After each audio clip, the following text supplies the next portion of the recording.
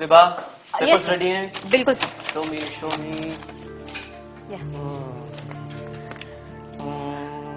Okay good. अच्छा ये marketing वाला भी हो गया? Yes sir. सर मैं चलूं? हाँ okay. Good night. Bye good night. Bye, Vibha. Take care. Bye. ये भी हो गया। Okay okay Okay, good. sir. Okay Bye. Bye bye bye. अरे अभी कहाँ से बाय विभा? तुम्हें सीएमडी साहब ने याद किया है अर्जेंटली कुछ डिक्टेशन के लिए। सर अभी तो ऑलरेडी 6 बज चुके हैं। So what Vibha? सीएमडी साहब स्पेशली दिल्ली से आए हैं 2 दिन के लिए।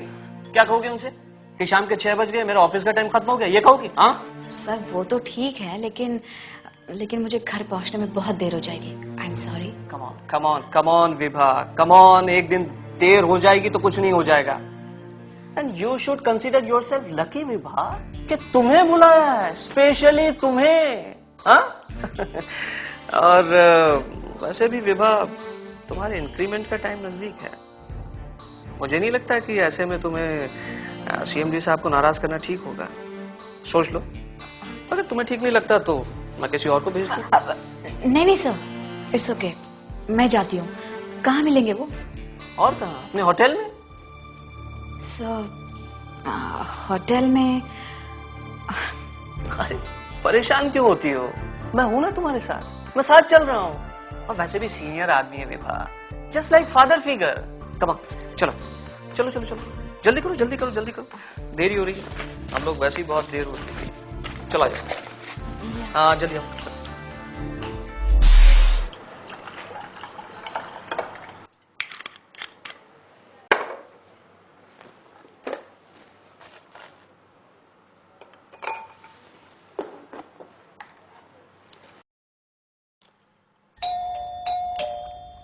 Yes, come in.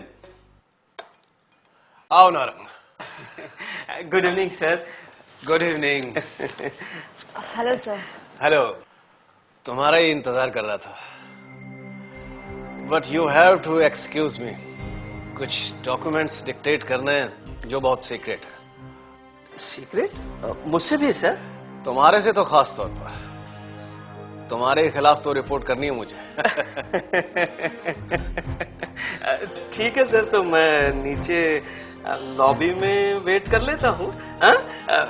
जैसे ही इनका काम खत्म होगा मैं इन्हें घर छोड़ दूंगा। ठीक है? If you don't mind. Not at all sir.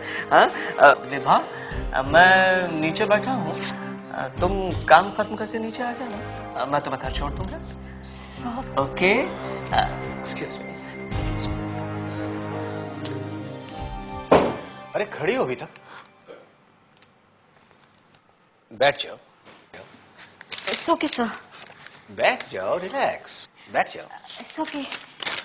Please. It's okay. Sit down please. आ जाओ। कम। Thank you sir. बोलो, क्या पियोगी? नो थैंक्स सर, मैं भी चाय पी कर आ रही हूँ। चाय की बात थोड़ी कर रहा हूँ भाई, बियर शेयर की बात करो। जिन वोदका क्या पसंद करती हो, मंगा देता हूँ। वैसे मैंने तुम्हारे लिए बेस्ट क्वालिटी शैंपेन मंगा कर रखी है। सॉरी सर, मैं ड्रिंक नहीं करती। ड्रिंक्स ही नहीं करती? Backward. But no problem, there is always a first time. किसी भी काम की शुरुआत कभी ना कभी तो होती है ना। ड्रेस अच्छी लग रही है तुम्हें। मैं तुम्हें सिखाता हूँ कि शैंपेन कैसे पी जाती है। ओके? ओके सर, हम काम की बात कर ले। मुझे घर जाने देर हो रही है। काम ही तो कर रहे हैं। वैसे क्या सोच कर आई थी कि शाम के समय में इस रोमांटिक माहौल में सचमुच डिक्टेशन लोगी? नहीं? सर बोलो। मैं जा रही हूँ सर। सुनो, इतनी जल्दबाजी से काम मत लो, ठंडे दिमाग से सोचो। मैं तुम्हारे लिए क्या कर सकता हूँ सोचो। अगर मैं चाहूं तो तुम्हें स्टेनो से उठाकर ऑफिसर बना सकता हूं। तुम्हारी सैलरी 3 गुनी कर सकता हूँ। Believe me. एक बार मुझे खुश कर दो, जिंदगी भर खुश रहो। Sir please. कम। मैं जा रही हूँ सर।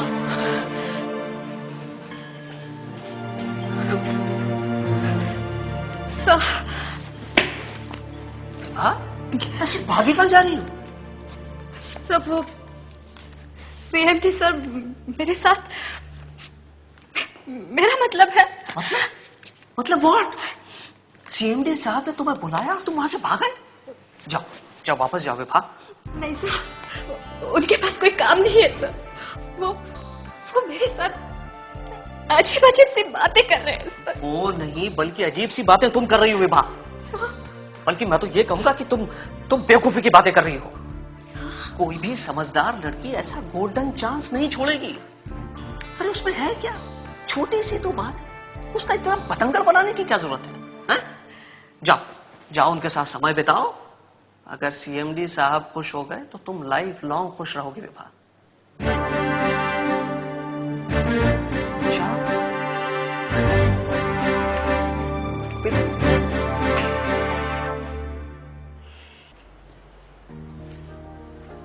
इस घटना के बाद विभा ने बहुत कोशिश की कि कोई उसकी फरियाद सुने, मगर सीएमडी के खिलाफ एक्शन लेने की हिम्मत किसी की नहीं थी और उसके ऑफिस में कंप्लेंट्स कमेटी जैसी कोई चीज थी ही नहीं। वो न्याय मिलने की उम्मीद लगभग खो चुकी थी। ऐसे में एक समाजसेवी संस्था यानी एक एनजीओ ने उसे बताया कि वो राज्य महिला आयोग से शिकायत कर सकती है। उसने वहां शिकायत की और आयोग ने उसकी कंपनी को निर्देश दिया कि तुरंत ऐसी कंप्लेंट्स कमेटी बनाए जो सिर्फ सेक्सुअल हैरेसमेंट की केस ही डील करे। यह घटना अपने आप में कोई अनोखी या अनहोनी घटना नहीं है। सच तो यह है कि इस तरह की घटनाएं हमारे आसपास रोज होती रहती हैं और हम अक्सर उन्हें देखकर भी अनदेखा करते रहते हैं। दिल्ली की समाजसेवी संस्था साक्षी के एक सर्वे के दौरान 80% लोगों ने स्वीकार किया कि उनके दफ्तर या कार्यस्थल पर सेक्सुअल हैरेसमेंट मौजूद है। इनमें से 41% ऐसे थे जिन्होंने या तो ऐसा हैरेसमेंट खुद झेला है या फिर उनके परिचितों के साथ ऐसी घटनाएं हुई। इस सर्वेक्षण में सभी तरह के दफ्तर शामिल है। सेक्सुअल हैरेसमेंट का रूप हर जगह एक सा नहीं होता। जरा ये दृश्य देखिए। अरे शोभा, हाय, हाउ आर यू? या फाइन। अरे तू वो प्रोफेसर मनी से मिली? तेरी प्रॉब्लम सॉल्व हुई? मिली तो, मगर क्या? उन्होंने तो मुझ पे लाइन मारनी शुरू कर दी। What? Professor Mani? I can't believe this. विश्वास तो खुद मुझे भी नहीं हो रहा था, पर जो सच है उसे इग्नोर भी तो नहीं कर सकती ना। बट यार वो तो इतने शरीफ दिखते हैं। I mean, जब वो लैब में आते हैं ऐसा लगता है मेरे अपने डैड आ रहे हैं। आई नो, पर वो अंदर से कुछ और है और बाहर से कुछ और। मुझे तो विश्वास ही नहीं हो रहा है। रति, अगर तू मुझ पर विश्वास नहीं करेगी तो फिर और कौन करेगा? एक मिनट। हेलो, हाय माँ, कैसी हो? अरे कब से? ओह अच्छा, डोंट वरी, मैं आज शाम को ही आती हूँ। Okay bye. क्या हुआ? अरे यार, मम्मा की तबीयत बहुत खराब है, मुझे आज शाम को ही पूना जाना पड़ेगा। मगर तेरी अटेंडेंस? प्रोफेसर मनी से छुट्टी ले लेती हूँ ना। तो रुक, मैं अभी बात करके आती हूँ। ओके, मैं तेरा यहीं वेट कर रही हूँ।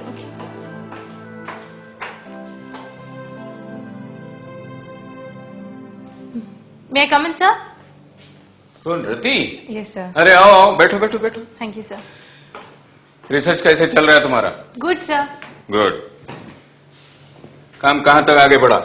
बस वर्किंग आउट सर।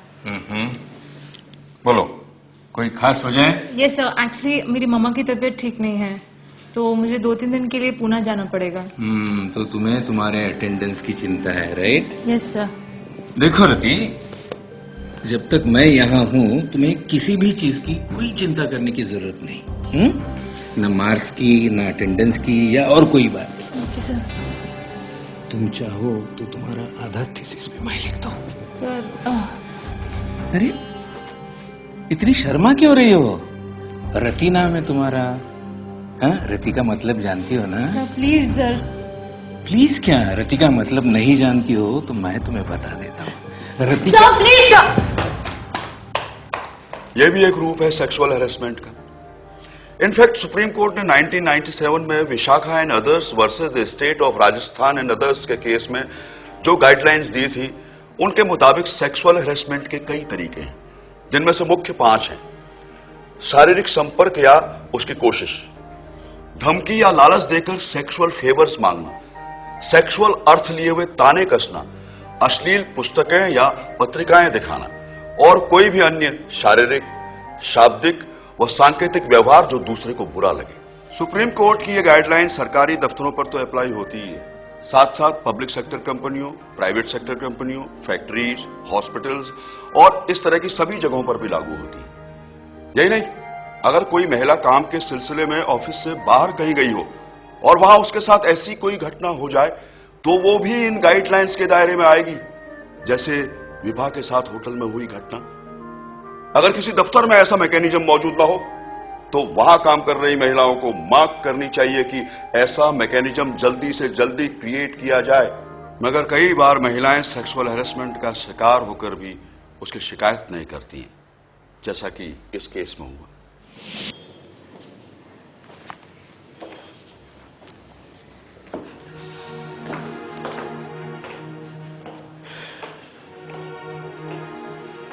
क्या हुआ?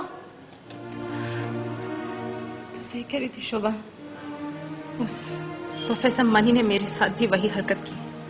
आई टेल यू रति, मैं तो तुझे पहले ही कह रही थी, हमें इस बारे में कुछ करना होगा। क्या कर सकते हैं हम शोभा? वो हमारा गाइड है, हमारी रिसर्च पर उसका पूरा कंट्रोल है। वो चाहे तो हमारी थीसिस टोटली रिजेक्ट कर सकता है, हमारी 3 साल की मेहनत पर बिल्कुल पानी फेर सकता है। नहीं, नो, डेफिनेटली नॉट। मैं इसे नहीं छोड़ूंगी। रत्ती के डर के बावजूद शोभा ने जिद पकड़ ली कि ऐसे आदमी के खिलाफ शिकायत होनी ही चाहिए। और आखिर में उन दोनों को पता लगा कि यूनिवर्सिटी में एक जेंडर सेल है जिसमें छात्रों के प्रतिनिधि भी शामिल हैं। उन्होंने वहां शिकायत की और उनके शिकायत करते ही ऐसा लगा जैसे कोई बाढ़ आ गई हो। और अगले कुछ दिनों में कई ऐसी लड़कियों ने प्रोफेसर मनी के खिलाफ शिकायतें दर्ज कराई जो तब तक डर के मारे चुप थी। और कुछ घटनाएं तो काफी पुरानी थी। कहने की जरूरत नहीं कि बहुत जल्दी ही प्रोफेसर मनी को सस्पेंड कर दिया गया। दरअसल ऐसे केसेस में कलीग्स का सपोर्ट बहुत इंपॉर्टेंट होता है और अगर कहीं ऐसी कोई घटना हो जाए तो वहां के एम्प्लॉयज को चाहिए कि वे पीड़ित महिला का पूरा साथ दें। मगर महिलाओं की शिकायत ना करने के कारण और भी हो सकते हैं, जैसे बदनामी का डर या ये फीलिंग कि होना जाना तो कुछ है नहीं, खामखा वक्त बर्बाद होगा और परेशानी होगी सो अलग। मगर ये पूरी तरह सच नहीं है। सुप्रीम कोर्ट की हिदायतों के मुताबिक अब हर निजी या सरकारी दफ्तर में कंप्लेंट्स कमेटी का गठन होना जरूरी है जो इस तरह की शिकायतें सुने और उन पर एक्शन ले। इस कमेटी की हेड किसी महिला का होना जरूरी है। कमेटी के सदस्यों में कम से कम आधी महिलाएं और कम से कम एक सदस्य बाहर से होना जरूरी है। ये बाहरी सदस्य किसी एनजीओ यानी समाजसेवी संस्था का सदस्य हो सकता है या कोई ऐसा व्यक्ति हो सकता है जो सेक्सुअल हैरेसमेंट के विषय में जानकारी रखता हो। इस सदस्य का इस कमेटी में